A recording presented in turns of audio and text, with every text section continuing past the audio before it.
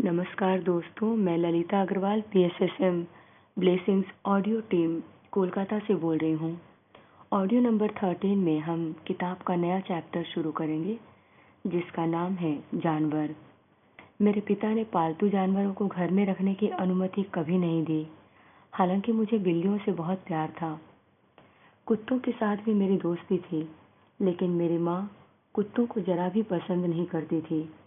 उनका कहना था कि उनकी सांसें हमारे स्वास्थ्य के लिए हानिकारक है और कई तरह के कीटाणुओं को जन्म देती है, लेकिन वे मनुष्य की भावनाओं के प्रति संवेदनशील होते हैं और यही वजह है कि जब आसपास किसी की मृत्यु होने वाली होती है तो वे चीखते हैं। मेरे लिए यह एक रहस्य था। मेरी माँ ने यह भी कहा था कि हमारे शरीर से प्रेम और भय दोनों की ऊर्जा प्रवाहित होती है और कुत्ते उसे महसूस कर सकते हैं। अगर हम प्रेम की ऊर्जा से भरे हुए हैं तो कोई भी जानवर हमारा नुकसान नहीं कर सकता। एक बार बगीचे में जाते हुए हम कई बच्चों को रास्ते के कुत्तों ने झुंड बनाकर घेर लिया और भौंकते हुए हमारे ऊपर आक्रमण की कोशिश करने लगे। भय के मारे हम एक दूसरे के करीब आ गए।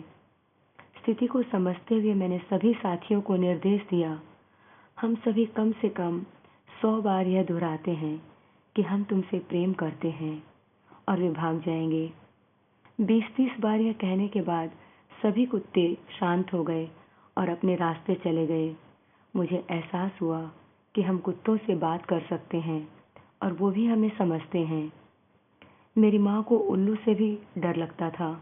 उनका मानना था यह पक्षी रात को अगर किसी के घर की छत के ऊपर बोल रहा है तो उस घर में किसी की मृत्यु होने वाली है।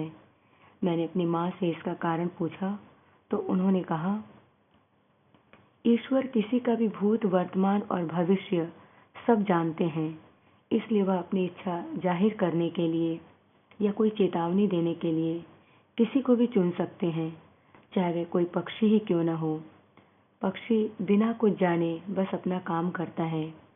एक दिन शाम के समय हमारे घर की छत पर उल्लू ने बोलना शुरू किया।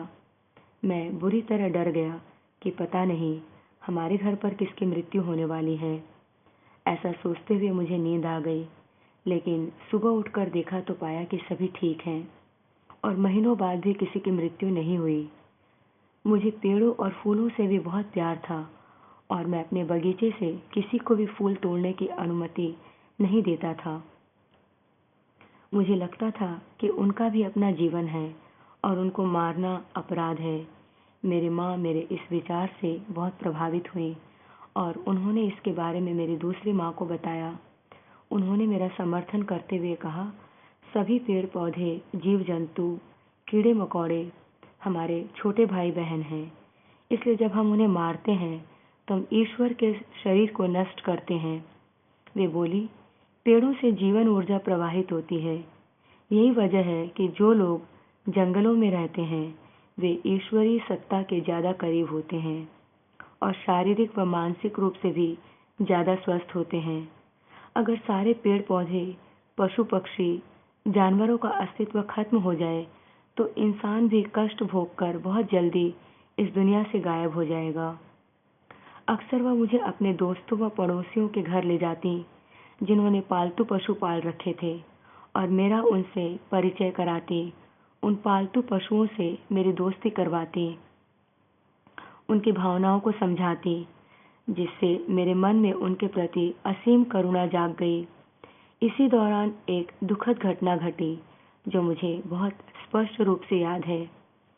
मेरे एक रिश्तेदार का बेटा जो 21 साल का था मुझे अपने साथ शिकार खेलने के लिए जंगल में लेकर गया। वह बहुत ही बहादुर था और उसके पास एक बहुत अच्छी बंदूक और एक घोड़ा था। हमारी जंगलों और पहाड़ों की यात्रा बहुत सुखद थी। अचानक मेरा ध्यान पेड़ों की तरफ चला गया तो मैंने देखा कि एक छिपकली पेड़ पर बैठी हुई है। मैंने जैसे ही उसे दिखाया, उसने अपनी बंदूक निकाली और छिपकली को मार दिया। उसे मरते हुए देख मैं दुख और घोर अपराध की भावना से भर गया। छिपकली का दर्द, उसका तड़पते हुए मर जाना, सब कुछ मेरे लिए बहुत भयानक था। मैं पत्थर की तरह खड़ा रहा और उससे पूछा, तुमने उसे मारा क्यों? उसने कहा, इसमें कौन सी बात है, हम तो शिकार के लिए ही यहाँ आए थे। शिकार का मतलब ही होता है जानवरों को मारना, और एक न एक दिन सबको मरना तो है ही। हमने आपस में कोई बात नहीं की और उसने मुझे मेरे घर पर छोड़ दिया। इस घटना के बाद 6 महीनों तक मैंने उस रिश्तेदार से बात नहीं की। मुझे अपने उस दोस्त से भी नफरत है जो चूहों को पिंजरे में फंसा कर मारता था। एक दिन मैंने अपने पिता से पूछा, डैडी, दूसरों को दुखी करके लोग कैसे खुश रह पाते हैं? उन्होंने शांत भाव से कहा, यह एक कठिन समस्या है और कोई भी इसे पूरी तरह हल नहीं कर सकता। यह एक रहस्य ही है। अब तक जब लोगों की अपनी जिंदगी में कोई आनंद नहीं होता, तब वे दूसरों को परेशान और दुखी करके वह आनंद प्राप्त करने की कोशिश करते हैं। दूसरों को दुख देने से उनका अपना दुख थोड़ा कम होता है, क्योंकि तब वह दूसरों से अपना दुख शेयर कर रहे होते हैं। मैंने कहा, हाँ, मैं समझ रहा हूँ। एक बार मेरे एक दोस्त ने मुझे धक्का दिया और मुझे चोट पहुंचाई, लेकिन जब मैंने भी उसे धक्का दिया और चोट पहुंचाई तो मेरा दर्द गायब हो गया। मेरे पिता ने कहा, अगर हम चाहते हैं कि लोग अपराधी न बने, तो हमें उनके अंदर आंतरिक खुशी व आनंद का सृजन करना होगा। इस तरह हम उन्हें एक अच्छा इंसान बना सकते हैं। यह मेरे पिता का दर्शन था, जिससे मैं पूरी तरह अवगत था। एक बार मेरे माता पिता मुझे कुछ दिनों के लिए अपनी दूसरी माँ के पास छोड़ गए, क्योंकि उन्हें किसी दूसरे गांव में जाना था। मैंने उनको छिपकली वाली घटना के बारे में बताया।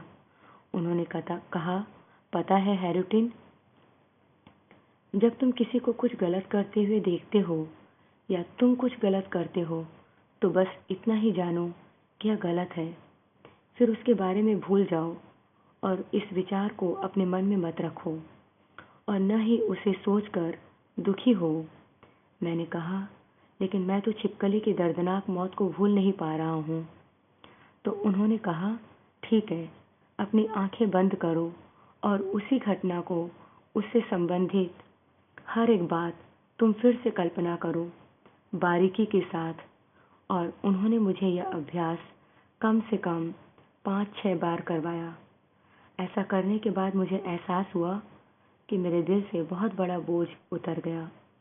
मैं हल्का हो गया, आनंदित हो गया और मेरी उस रिश्तेदार के प्रति घृणा भी खत्म हो गई और मैं अब उससे दोबारा मिलने की इच्छा करने लगा। यह मेरी जिंदगी की बहुत बड़ी सीख थी, जो मेरी दूसरी माँ ने मुझे दी। आज के लिए इतना ही।